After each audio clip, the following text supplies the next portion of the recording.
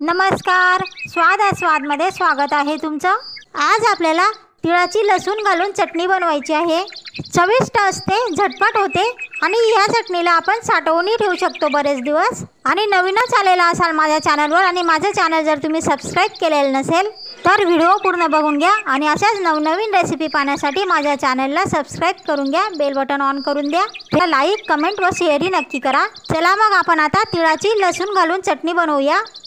आज आपल्याला तिळाची लसूण घालून चटणी करायची आहे। त्यासाठी हे 100 ग्रॅम आपण तीळ घेतलेले आहेत। ही पॉलिश न केलेली पांढरी तीळ घेतलेली आहे।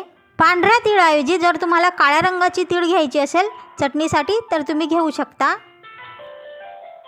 ही लाल चटणी घेतलेली आहे, तुम्ही तुमच्या टेस्टनुसार घ्या, कमी जास्त। जर या चटणीऐवजी तुम्हाला लाल मिरच्या घ्यायच्या असतील तर तुम्ही घेऊ शकता। ह्या 15-20 पाकळ्या आपण लसूणच्या घेतलेल्या आहेत। चटणी ओली होईल एवढा लसूण आपल्याला पाहिजे, कारण आपण लसूण घालून ही चटणी बनवणार आहोत। आणि चवीनुसार मीठ लागेल। तिळाची चटणी वेगवेगळ्या प्रकारे बनवली जाते, आपण हा एक प्रकार बघणार आहोत। चटणीसाठी आपण आता तीळ भाजून घेणार आहोत। गॅस मंद करून तीळचे दाणे तळतळ उडतील इतपत आपल्याला तीळ भाजायची आहे। तीळ भाजताना जाळू नका, नाहीतर तिळाची चटणी ही कळवट लागू शकते। तीळ खूप छान भाजले गेलेले आहेत, आपण आता उतरवून घेऊया। या तिळांना पंख्याच्या हवेमध्ये ठेवून थंड करून घेऊ। तीळ गरम असतानाच दळली तर आपल्या तिळाला पाणी सुटू शकतं वाफेचं। चटणी कोरडी असेल तर ती 1 महिन्यापेक्षा जास्त टिकू शकते। तीळ थंड झाल्यानंतर आपण आता मिक्सरच्या भांड्यामध्ये टाकून घेणार आहोत दळण्यासाठी। लाल तिखट टाकून घेऊ। लाल मिरच्या टाकायच्या असतील तर तिळाच्या अगोदर लाल मिरची दळून घ्या। आता चवीनुसार मीठ टाकून घेतलेलं आहे। आता ही चटणीला आपण अगोदर दळून घेणार आहोत, नंतर लसूण घालणार आहोत। अगोदरच लसूण घातला तर चटणी व्यवस्थित दळली जात नाही। चला मग आपण आता मिक्सरवर चटणी दळून घेऊ।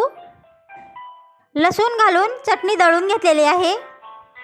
अशा चटणीला तुम्ही 1 महिन्यापेक्षा जास्त फ्रीजमध्ये साठवून ठेवू शकता। आणि ही चटणी आपण आयत्या वेळेस भाजीमध्ये सुद्धा टाकण्यासाठी वापरू शकतो आणि आयत्या वेळेस तळूनही खाऊ शकतो। आता ह्या चटणीला आपण तळून घेणार आहोत।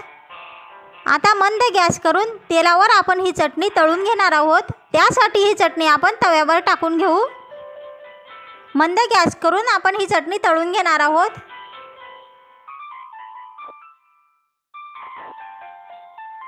चटणी तळली गेलेली आहे, आता आपण गॅस बंद करून घेऊ। तयार झालेली आहे आपली तिळाची चटणी। तिळाची चटणी नक्कीच करून बघा आणि कशी झालेली आहे ते अवश्य सांगा। आणि नवीनच आलेला असाल माझ्या चॅनलवर आणि माझं चॅनल जर तुम्ही सबस्क्राइब केलेलं नसेल तर असेच नवनवीन रेसिपी पाहण्यासाठी माझ्या चॅनलला सबस्क्राइब करून घ्या, बेल बटन ऑन करून द्या। फेसबुकवर हा व्हिडिओ बघत असाल तर फॉलो नक्की करा। व्हिडिओला लाईक करा, छानशी कमेंट करायला विसरू नका। आणि हा व्हिडिओ जर तुम्हाला मित्र, मैत्रिणी, नातेवाईक, ओळखीच्यांना शेअर करा असं वाटलं तर नक्कीच शेअरही करा। भेटूया आता पुढच्या रेसिपीमध्ये। तोपर्यंत स्वतःची काळजी घ्या, स्वतःच्या कुटुंबियांची काळजी घ्या। तोपर्यंत नमस्कार।